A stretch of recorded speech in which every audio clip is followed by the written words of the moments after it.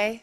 What I appreciate so much about the speakers today is the common theme of how to reconnect with ourselves, right? We live in such a beautiful world and such a busy modern day world with so many distractions, things constantly pulling us outside of ourselves. I love technology, and simultaneously what technology is doing is pulling us away from our center and from space to connect within, whether it's checking our phones when we're out or coming home and going on the computer, television, whatnot. It's all beautiful and exciting things, and still there are things that do pull us out from here. And so in this beautiful modern world with so much distraction spinning around us, how do we stop and simply come back? And why come back? Why not just stay in the excitement of all these distractions I just mentioned? Well, this is a spiritual symposium. What I say is true spirituality, true spiritual healing, the answer that so many people are seeking is just stopping and coming back. So I'm a psychologist, and my job, my profession, day after day after day, is to intimately study and observe and learn my patients, how they cope with life, coping mechanisms, defense mechanisms, etc. And for so many of us, what we've learned is to go out. And what does that mean, going out? It means, has anybody heard the term fight or flight? It's a psychology term. So there's a challenge, there's a stressor, and you can either flight, go out of your body, you can fight, get aggressive, go attack, or you can stop and come back. So we can add that to the fight or flight. Maybe we could think of an F word to add to add to that. We could do that afterwards, make it 3. But what I propose to my patients constantly, I'm also a professor when I'm constantly teaching my students with all their stressors, is how do we stop and find true spirituality and true spiritual healing by coming back? So what does that even look like, right? Because it's not words, it's not theory. And again, so many of our beautiful presenters today have touched on this. So if you want to stop right now and notice, where is your breath? Where does it drop down to? Are you breathing to here? Here? Here? Here? Just noticing where, maybe even putting your hand right now to where you notice your breath is naturally going. And what if we can drop it down 2 more inches?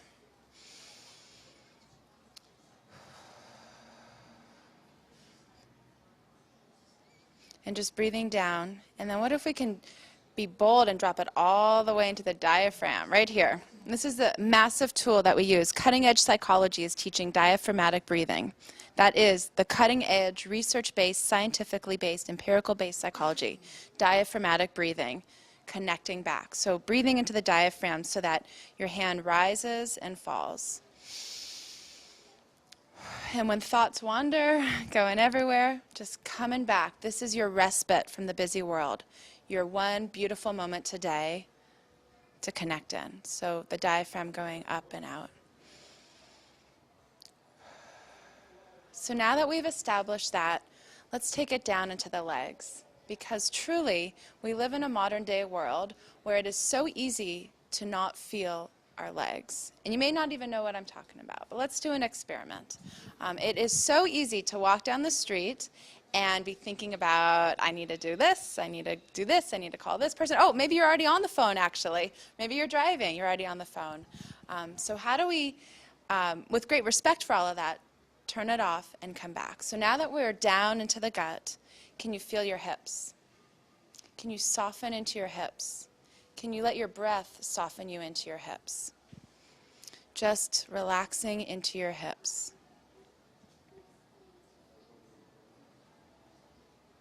And what about your thighs? Can you breathe into your thighs? Can you soften and drop your breath into your thighs? And just letting yourself expand into your thighs, just using the breath to connect. And what about your knees? Can you be so bold to breathe into your knees, to drop down into your knees? It's so simple. And again, when the mind wanders, this is your moment, your respite to come back. Dropping into the knees. And what if we drop all the way down into the calves? Letting the breath anchor us, ground us into the calves.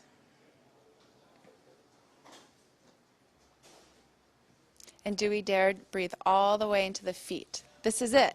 This is spiritual healing.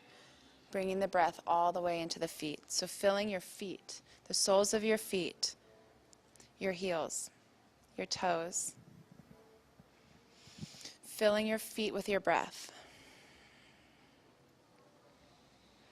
And what if we take a few breaths here? And again, when the mind wanders, just coming back. All you have to do in this moment is fill your breath. Fill your feet with your breath. So simple.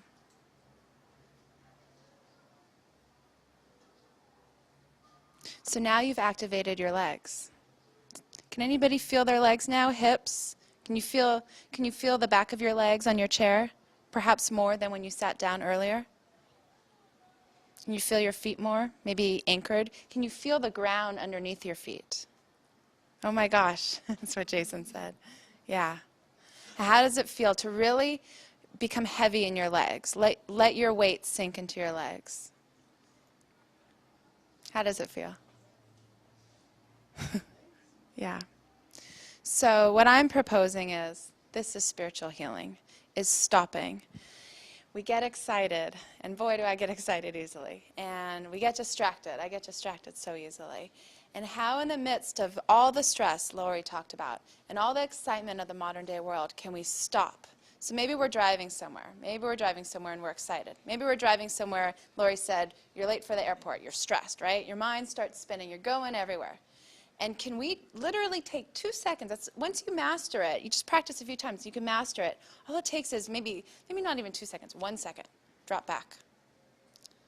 So let's practice that, okay? Can you kind of let yourself spin out a little bit? Woo! You know, think of your work week. Think of, something, right? And it's so easy. How easy was that to just go out? Now let's come back in. Just bring it back. Feel your feet. Just drop it back to your feet. That's it. Like that. Was anybody able to do that? Come back? How simple was that, right? And so, why is it important to be grounded? Well, it protects us. Jason and I met 8 or 9 years ago. We had a spiritual teacher by the name of Catherine Beck, and she taught us incredible spiritual techniques and tools to access our intuition, our spiritual power, etc. And yet she taught us, without being grounded, that state of bliss and all the spiritual tools and intuition. What's that? Can get lost so easily. So within all the spiritual bliss, all the spiritual waking and ecstasy, how do we keep coming back? And that's all that we have, right? Relationships are fleeting. Life is fleeting. Life is constantly ebbing and flowing. And we have one thing, our soul. And this is how we access it, by stopping, by feeling the thighs, the knees, the calves, the feet, and even below, anchoring in. And this is what protects us in the world. So, it was mentioned before that when you connect in before shooting at soccer, more successful, right?